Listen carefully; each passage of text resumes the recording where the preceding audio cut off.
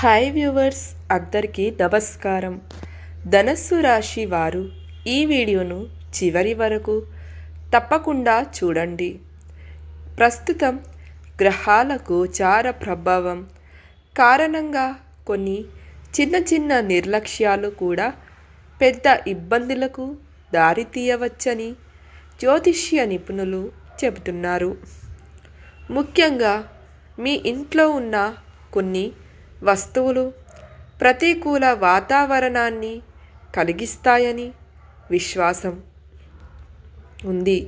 అందుకే ఈరోజు అలాంటి 5 వస్తువుల గురించి ఈ వీడియోలో మనం ఇప్పుడు వివరంగా తెలుసుకుందాం. మా వీడియోని స్కిప్ చేయకుండా పూర్తిగా చూడండి.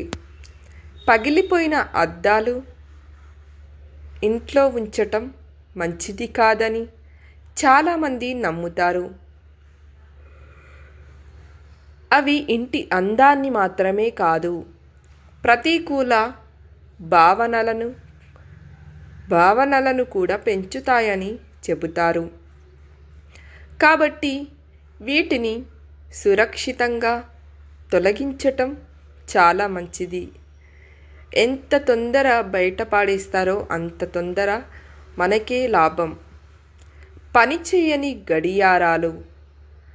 ఆగిపోయిన గడియారం ఇంట్లో ఉండటం వలన నిలిచిపోయిన పనులు గుర్తు చేస్తుందని భావిస్తారు. పని చేయకపోతే బ్యాటరీ మార్చండి లేదా ఉపయోగం లేకుంటే తొలగించండి. విరిగిపోయిన గడియారాలు ఇంట్లో అస్సలు ఉంచకూడదు. దానితోనే దురదృష్టం కలుగుతుంది. చిరిగిన బట్టలు, పాత చెప్పులు, ఎప్పటికీ ఉపయోగించని పాత బట్టలు, పాడైపోయిన చెప్పులు ఇంట్లో పేరుకుపోతే ఇల్లు అస్తవ్యస్తంగా మారుతుంది. అవసరం లేని వాటిని దానం చేయటం లేదా తొలగించటమే మంచిది. ఎండిపోయిన మొక్కలు పచ్చదనం ఇంటికి ఉల్లాసాన్ని ఇస్తుంది. పూర్తిగా ఎండిపోయిన మొక్కలు ఉంటే వాటిని తొలగించి కొత్త మొక్కలు నాటటం మంచిది. ఎండిపోయిన మొక్కలతోటి ఏమీ లాభం ఉండదు. తక్షణమే ఎండిపోయిన మొక్కలను తీసేయండి.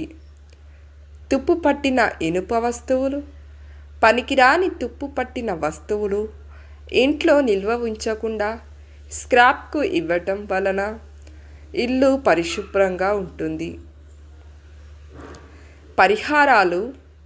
వారానికి ఒక్కసారి ఉప్పు కలిపిన నీటితో నేలను తుడవండి.